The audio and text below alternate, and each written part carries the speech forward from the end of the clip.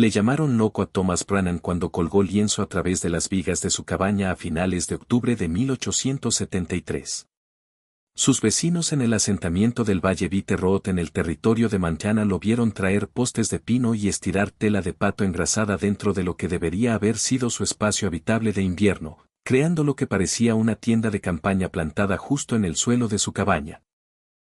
Los otros colonos sacudían la cabeza mientras apilaban sus propias pilas de leña altas, algunos con 6 o 7 cordeles partidos y listos para los meses brutales por venir. Brennan apenas tenía 3 cordeles apilados contra su pared norte, y ahora estaba desperdiciando espacio y esfuerzo en esta ridícula construcción. El viejo William Stror, que había sobrevivido 11 inviernos en Montana, le decía a cualquiera que escuchara que el recién llegado no llegaría a Navidad. Antes de decidir si Thomas Brannan era un loco o un genio, asegúrate de estar suscrito porque esta historia no se desarrolla como esperaban sus vecinos. Margaret Witt, cuyo esposo se había congelado 2 inviernos atrás, dijo que era una pena ver a un hombre cavar su propia tumba con lienzo y pino. Pero Thomas Brannan siguió trabajando, midiendo y remidiendo, cortando y cosiendo, creando lo que todos acordaban era el interior más extraño que cualquier cabaña en el territorio había visto jamás. La sabiduría convencional era simple y universal en cada asentamiento fronterizo desde Montana hasta Dakota. Sellabas cada grieta en las paredes de tu cabaña con musgo y arcilla. Construías tu pila de leña lo más grande posible antes de la primera nieve. Mantenías tu fuego ardiendo día y noche desde noviembre hasta marzo, alimentándolo constantemente porque en el momento en que esas llamas se apagaban, el frío se filtraría por cada tronco y tabla y la congelación o algo peor seguiría. Una cabaña estándar de Homestead necesitaba aproximadamente 6 a 8 cordeles de leña para sobrevivir un invierno en Montana. Ese era el cálculo aceptado probado por años de dura experiencia. Un solo cordel medía 4 pies de alto por 4 pies de ancho y 8 pies de largo cuando se apilaba correctamente. La mayoría de los hombres pasaban todo el final del verano y principios del otoño sin hacer nada más que talar árboles, arrastrar troncos y partir leña hasta que sus manos sangraban y sus espaldas gritaban. Era el precio de la supervivencia, y nadie lo cuestionaba. Thomas Brannan había llegado al Valle Bitter Road esa primavera de 1873 con su esposa Sarah y sus 2 hijas pequeñas, Emma y Clare. Había sido carpintero en Pensilvania antes de la guerra, sirvió 3 años con el ejército de la Unión y aprendió algunas lecciones duras sobre mantenerse caliente en condiciones imposibles. Había visto a hombres en campamentos de invierno quemar leña más rápido de lo que los carros de suministro podían transportarla. Vio a soldados acurrucarse alrededor de fuegos que consumían árboles enteros, pero los dejaban temblando a 10 pies de distancia.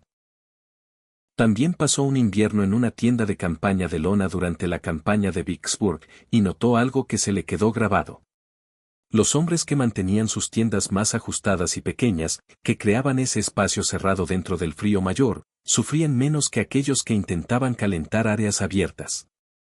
Cuando compró sus 160 acres bajo la ley de Homestead y construyó su cabaña de 16x 20 pies, hizo las matemáticas en su cabeza, 320 pies cúbicos de espacio para calentar. Pero ¿y si no intentaba calentar todo eso? La tienda interior que construyó medía 10 pies x 12 pies con un techo puntiagudo que se elevaba 7 pies en el centro y bajaba a 5 pies en los lados. Usó 8 postes de pino, cada uno cuidadosamente pelado y medido, colocados en soportes que atornilló al suelo de la cabaña. La lona en sí era tela de pato pesada, del tipo usado para cubiertas de vagones, tratada con una mezcla de aceite de linaza y cera de abejas hasta que era casi impermeable y notablemente hermética. La dobló en 2 capas, creando un espacio de 2 pulgadas entre las paredes interiores y exteriores de lona. El suelo de esta tienda interior estaba elevado 6 pulgadas del suelo de la cabaña en una plataforma de troncos partidos con una gruesa capa de hierba seca y agujas de pino debajo para aislamiento. La tienda tenía una sola entrada, una solapa que podía atarse desde dentro, y un pequeño orificio de ventilación en la cima que podía abrirse o cerrarse con un cordón. Dentro de esta estructura de lona colocó las camas de la familia, una mesa pequeña y una estufa diminuta de chapa de hierro que medía apenas 18 pulgadas en cada lado. El tubo de la estufa subía a través del orificio de ventilación de la tienda, a través del techo de la cabaña arriba. Sus vecinos observaron esta construcción con creciente desconcierto. Samuel Chan, que dirigía un pequeño puesto comercial en el asentamiento, le preguntó directamente qué pensaba que estaba haciendo. Brennan explicó su razonamiento, su teoría sobre calentar espacios más pequeños de manera más eficiente, sobre usar la cabaña misma como amortiguador contra el frío exterior y la tienda como el espacio habitable real. Chan escuchó cortésmente, luego le recordó que los inviernos de Montana podían bajar a 40 bajo cero, que los vientos podían aullar durante 3 días seguidos, que hombres se habían congelado hasta la muerte en sus propias casas cuando sus fuegos se apagaban. ¿Cómo exactamente pensaba Brennan que una tienda de campaña dentro de una cabaña lo salvaría cuando se quedara sin leña en enero? Brennan solo sonrió y dijo que no pensaba que se quedaría sin ella. Fue entonces cuando las risas realmente comenzaron. La ciencia detrás de lo que Thomas Brennan había creado era sólida, aunque no podría haberla explicado en términos termodinámicos modernos. Lo que entendía intuitivamente era el principio de aislamiento en capas y reducción de volumen. La cabaña misma, con sus paredes de troncos ched y techo de sierra, proporcionaba la primera barrera contra las brutales temperaturas externas. El espacio de aire muerto entre las paredes de la cabaña y la tienda interior creaba una zona de amortiguación, una barrera térmica que atraparía algo del calor irradiado desde la tienda e impediría que lo peor del frío externo llegara al espacio habitable. La tienda en sí, con su construcción de doble pared de lona, creaba otra capa aislante. Pero el verdadero genio estaba en la reducción de volumen. En lugar de intentar calentar 320 pies cúbicos de espacio, estaba calentando aproximadamente 600 pies cúbicos dentro de la tienda. Eso era apenas un quinto del volumen.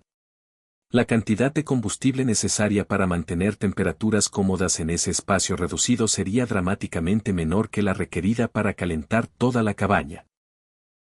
Además, la plataforma elevada del suelo creaba otra capa aislante, impidiendo que el brutal frío que irradiaba del suelo congelado llegara a la familia mientras dormían. Octubre dio paso a noviembre, y llegaron las primeras nieves. Polvos ligeros al principio, luego caídas más pesadas que comenzaron a acumularse. Las temperaturas bajaron a los años 20 por la noche, y el humo se elevaba de cada chimenea en el asentamiento mientras las familias comenzaban sus fuegos de invierno. Thomas Brennan encendía su pequeña estufa cada tarde, quemando quizás un cuarto de lo que sus vecinos alimentaban a sus chimeneas más grandes. La pequeña estufa calentaba el interior de la tienda a niveles cómodos en 30 minutos.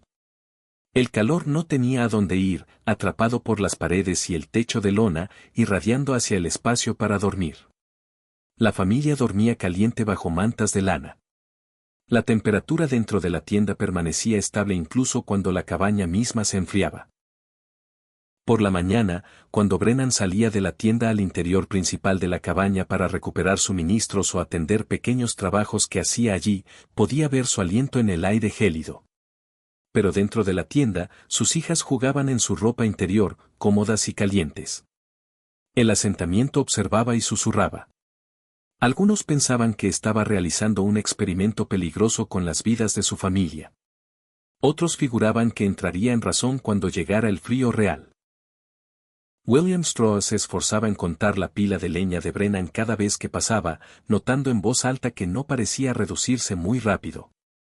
Debe no estar manteniendo su fuego adecuadamente, decía Strowe, va a pagar por eso cuando llegue la congelación profunda. Margaret Witt invitó a Sarah Brennan a llevar a las niñas y quedarse con ella cuando Thomas entrara en razón. Una oferta hecha con genuina preocupación y un toque de lástima, pero Sarah declinó cortésmente. Ella misma había sido escéptica al principio, pero después de las primeras semanas, no podía negar la evidencia. Estaban calientes, los niños estaban sanos y la pila de leña apenas se había tocado. Diciembre llegó con dientes afilados. Una tormenta rodó desde el norte el 5 del mes, dejando 2 pies de nieve en 3 días y llevando las temperaturas a un dígito. El viento encontraba cada debilidad en cada estructura, aullando a través de grietas y huecos, haciendo que incluso cabañas bien construidas se sintieran como coladores.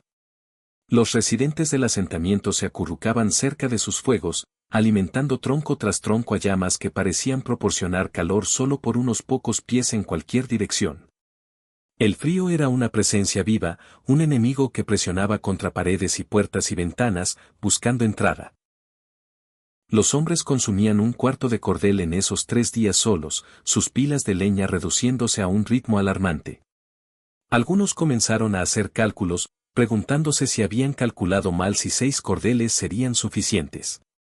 Thomas Brennan quemó quizás 30 troncos pequeños en esos mismos 3 días. Su pequeña estufa, apenas lo suficientemente grande para sostener pedazos de leña más largos de 14 pulgadas, sorbía combustible como un avaro que acumula monedas. El interior de la tienda permanecía cómodo, rondando los 65 grados. Las paredes de lona ocasionalmente se ondulaban cuando ráfagas particularmente fuertes golpeaban la cabaña afuera, pero eso era el alcance de la intrusión del invierno. La cabaña misma actuaba como rompevientos, absorbiendo y desviando lo peor de la fuerza de la tormenta. La tienda nunca sentía el viento directamente. La zona de amortiguación entre las paredes de la cabaña y la tienda significaba que incluso aunque el interior no calentado de la cabaña bajara a quizás 20 grados, eso era aún 20 grados más cálido que afuera. La tienda solo tenía que cerrar la brecha entre 20 y 65, no entre 10 bajo cero y 65. Los ahorros de energía eran enormes. Lo que Thomas también había entendido de su experiencia en el ejército era el valor del calor corporal humano en un espacio confinado. 4 personas en un área pequeña cerrada generan una cantidad significativa de calor. Cuando su pequeña estufa se apagaba durante la noche, la temperatura de la tienda bajaría, pero no catastróficamente. Los 4 cuerpos durmiendo mantenían suficiente calor para que nunca cayera por debajo de 50 grados dentro de la tienda, incluso sin fuego. En contraste, sus vecinos en sus grandes cabañas descubrían que cuando los fuegos se apagaban durante la noche, las temperaturas podían desplomarse a niveles peligrosos en horas.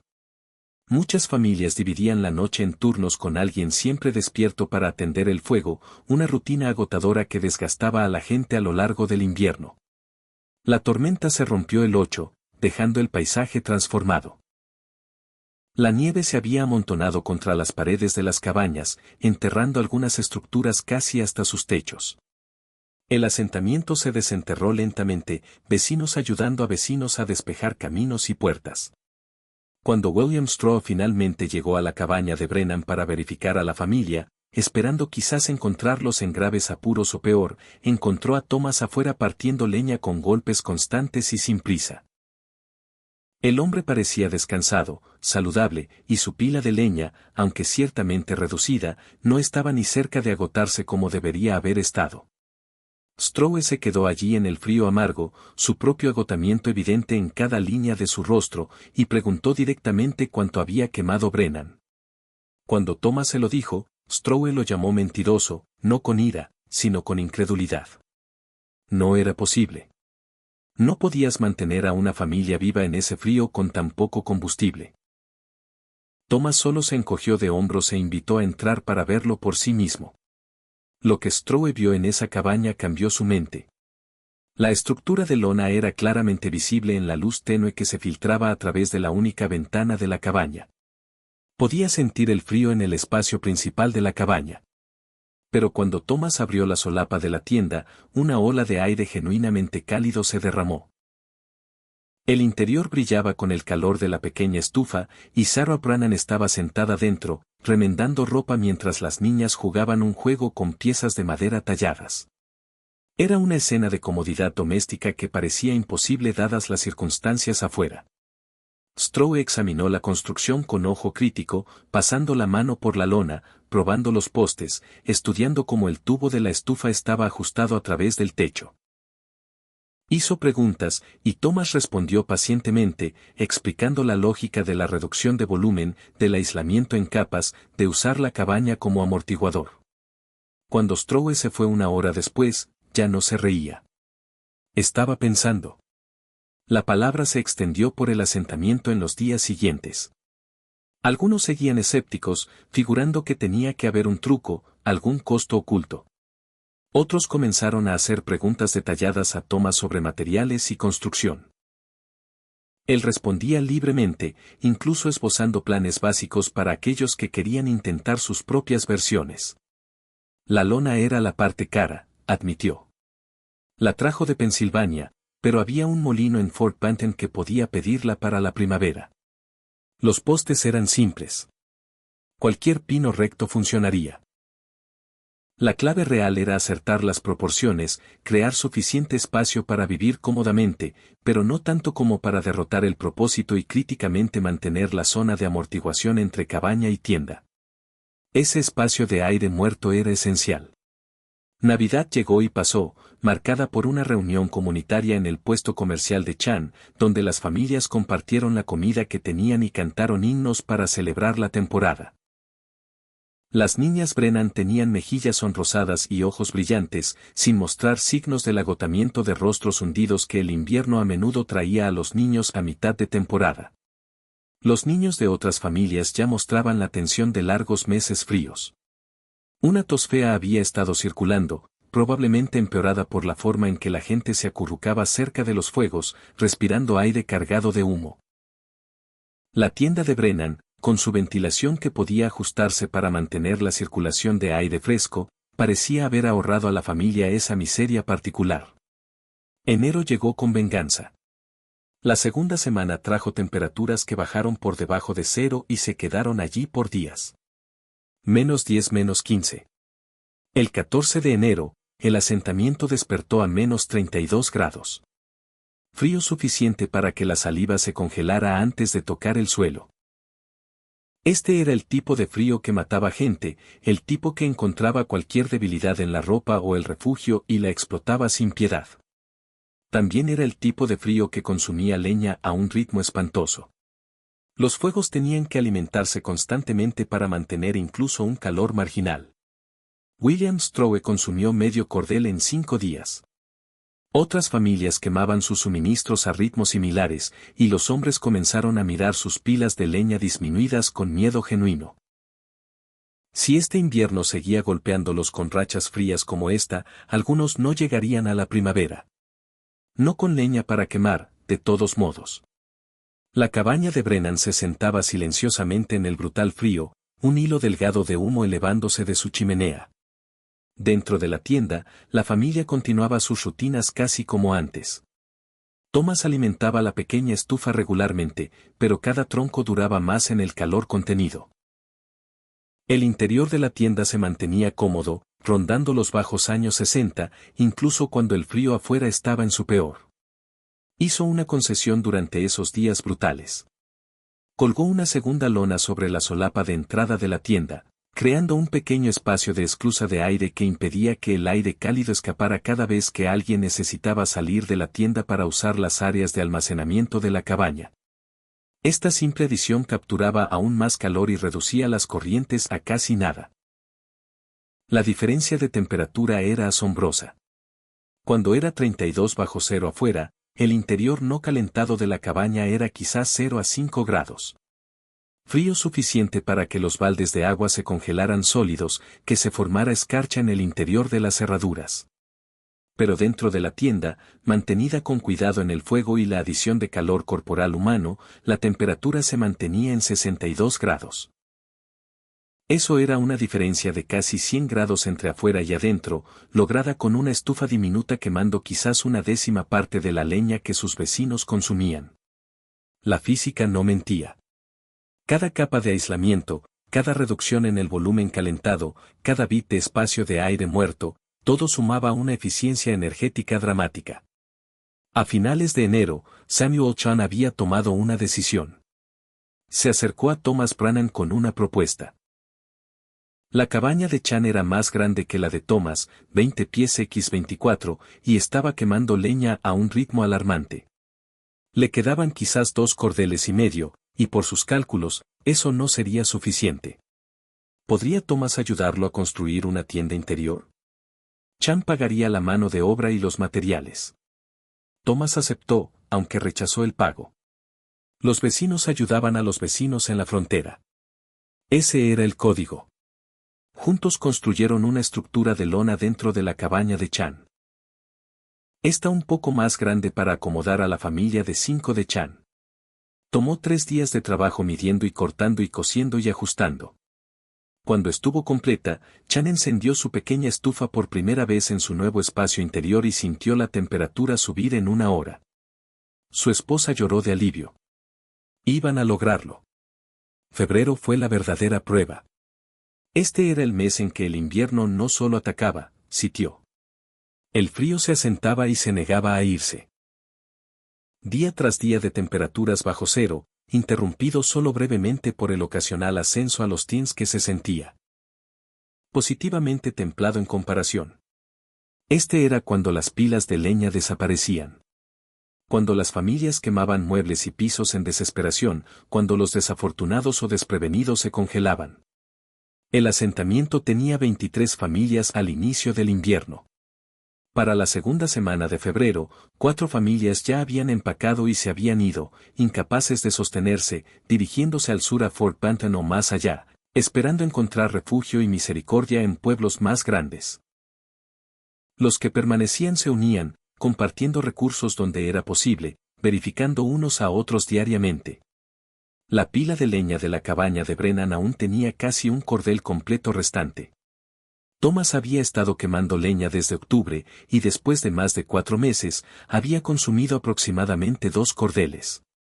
2 cordeles para 4 personas durante 4 meses de invierno en Montana.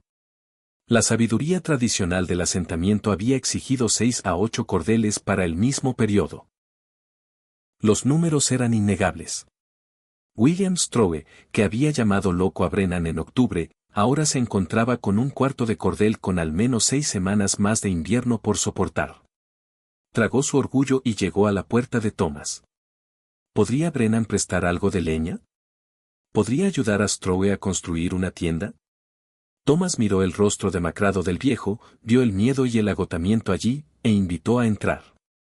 Construirían una tienda, y sí, Thomas podía prestar medio cordel.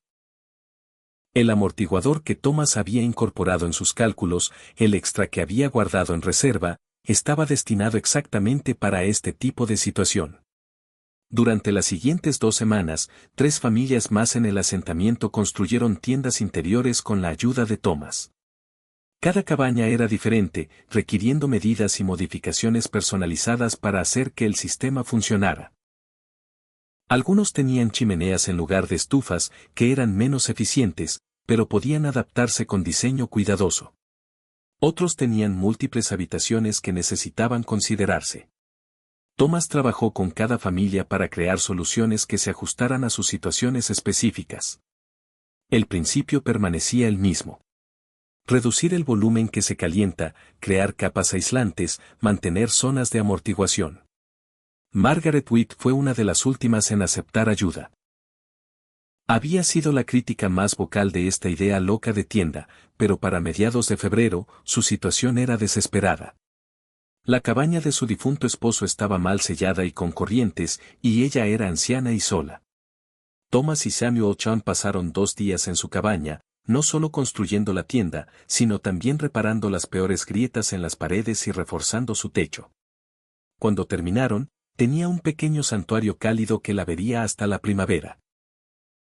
La tercera semana de febrero trajo lo que más tarde se recordaría como la peor tormenta del invierno. Llegó sin mucha advertencia, solo un cambio en el viento y una caída repentina en la temperatura. Luego vino la nieve, impulsada por vientos que gritaban desde las montañas a velocidades que hacían imposible ver más de unos pocos pies. La tormenta duró días de condiciones de blanco total, de frío que penetraba todo, de viento que encontraba cada grieta y hueco y lo explotaba sin piedad. La temperatura bajó a 43 bajo cero en la segunda noche de la tormenta. Las familias se acurrucaron en sus refugios y rezaron. Este era el tipo de tormenta que mataba gente incluso en sus propias casas, que congelaba a aquellos que se quedaban sin leña o cuyos fuegos fallaban o cuyos refugios resultaban inadecuados. En la cabaña de Brennan, la furia de la tormenta estaba amortiguada. El viento rugía afuera, sacudiendo los troncos y haciendo que toda la estructura crujiera y gimiera. La nieve encontraba su camino a través de pequeños huecos en el sellado, creando pequeños montones en el interior no calentado de la cabaña. Pero dentro de la tienda, la familia estaba segura. La pequeña estufa brillaba roja con calor. Su calor capturado y retenido por las paredes de lona. Thomas la alimentaba regularmente, pero no frenéticamente, manteniendo el fuego en un nivel constante. La tienda se balanceaba ligeramente cuando ráfagas particularmente fuertes golpeaban, pero los postes aguantaban firmes y la lona permanecía intacta. Sarah mantenía a las niñas ocupadas con historias y canciones, enseñándoles letras y números, manteniendo un sentido de normalidad en medio del caos. La temperatura dentro de su santuario de lona nunca bajó de 58 grados. William Strowe no fue tan afortunado. La tienda que Thomas le había ayudado a construir funcionaba lo suficientemente bien. Pero Strowe había esperado demasiado para construirla. Quemó la mayor parte de su leña manteniendo toda su cabaña antes de aceptar ayuda. Ahora, en medio de la peor tormenta, su leña se acabó. En el tercer día de la ventisca, se envolvió en cada prenda de ropa que poseía y luchó a través de nieve hasta la cintura hasta la puerta de Thomas Brannan. Thomas oyó los golpes sobre el aullido del viento y salió de la tienda para encontrar al viejo casi congelado en su umbral. Lo arrastró adentro al frío interior de la cabaña, luego al calor de la tienda. Sarah lo envolvió en mantas y sostuvo caldo caliente en sus labios mientras Thomas descongelaba los dedos y pies con congelación del hombre. Cuando Strowe pudo hablar finalmente, dijo que había venido a morir en compañía en lugar de congelarse solo. Thomas le dijo que no iba a morir. Cuando la tormenta se rompiera, lidiarían con la situación de la leña. Hasta entonces, Strowe se quedaría aquí y sobreviviría. La tormenta finalmente se agotó en el cuarto día, los vientos muriendo gradualmente hasta que el mundo cayó en un silencio inquietante. La nieve dejó de caer y el cielo se despejó para revelar un frío tan profundo que hacía que el aire mismo pareciera quebradizo. Pero el sol brillaba y los hombres salieron de sus cabañas para evaluar daños y verificar a los vecinos. El asentamiento había sobrevivido pero apenas. 2 cabañas se habían derrumbado parcialmente bajo cargas de nieve. Una familia había sufrido congelación severa cuando su fuego se apagó durante la noche, pero nadie había muerto. Eso en sí era un milagro menor. La comunidad se reunió en el puesto comercial de Chan una vez que los caminos se despejaron y la conversación se centró en un tema. ¿Cómo prevenir que esto volviera a suceder? ¿Cómo pasar el resto de este invierno y prepararse adecuadamente para el próximo? Thomas Brennan se encontró en la posición poco familiar de ser el experto del asentamiento en supervivencia invernal. Hombres que habían vivido una docena de inviernos en Montana pedían su consejo, buscaban su opinión, solicitaban su ayuda. Compartió todo lo que sabía, sin retener nada. El sistema de tienda no era complicado, pero requería atención al detalle y construcción adecuada. Ayudó a las familias a calcular sus necesidades de leña para el resto del invierno, les mostró cómo hacer sus pequeñas estufas más eficientes, les enseñó sobre circulación de aire y control de humedad. La lección más importante, enfatizó, era planificar con anticipación. Este invierno había atrapado a mucha gente desprevenida. El próximo invierno, sabrían mejor. Marzo llegó como un regalo, trayendo temperaturas que subían a los años 20 y años 30. Lo peor había pasado, aunque el invierno aún tenía semanas por correr, pero las rachas frías mortales habían terminado, y la gente podía comenzar a pensar en la primavera, en plantar y construir y recuperarse. La pila de leña de la cabaña de Brennan aún tenía leña en ella, suficiente para ver a la familia hasta abril si era necesario. Thomas había quemado quizás 2 cordeles y medio en total para todo el invierno. Sus vecinos, aquellos que habían logrado pasar, habían consumido 6, 8, incluso 10 cordeles. La diferencia era irrefutable. Para cuando la nieve comenzó a derretirse en serio, 15 de las familias restantes del asentamiento habían construido alguna versión del sistema de tienda interior. Cada una era ligeramente diferente, adaptada a necesidades y circunstancias específicas, pero todas seguían los mismos principios básicos. La reducción en el consumo de leña en todo el asentamiento fue dramática. Samuel Chan calculó que esas familias que usaban tiendas habían quemado aproximadamente un 60% menos de leña que los métodos tradicionales habrían requerido. En un entorno fronterizo donde la leña significaba supervivencia, donde cada cordel requería docenas de horas de trabajo brutal para producirse, esa eficiencia representaba no solo comodidad sino vida misma. Las noticias del sistema de tiendas se extendieron más allá del Valle Bitter Road.